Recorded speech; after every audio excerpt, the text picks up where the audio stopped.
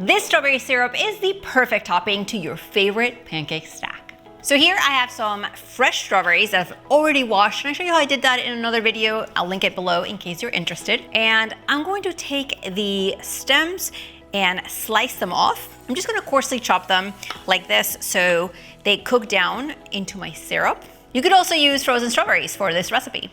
This recipe for strawberry syrup has been on my channel for a long time, almost 10 years, and I still make it, especially every time I buy strawberries and they're not as sweet as I want them to be, I turn them into syrup. You're going to use a medium 2-quart saucepan for this. All you need is about a cup of water.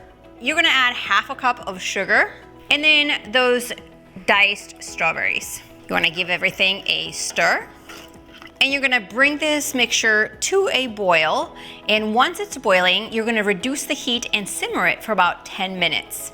I'm gonna make a slurry by combining some water and cornstarch, and I'm gonna mix it.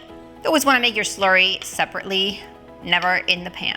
This strawberry syrup has already thickened up. You can keep these as is with the strawberries in pieces, or you can pour it in your blender and make it super smooth.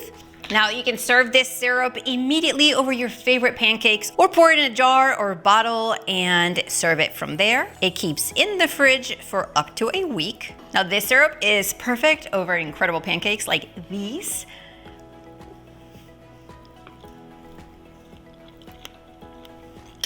So good. The measurements to the recipe and everything you need below this video. See you guys next time.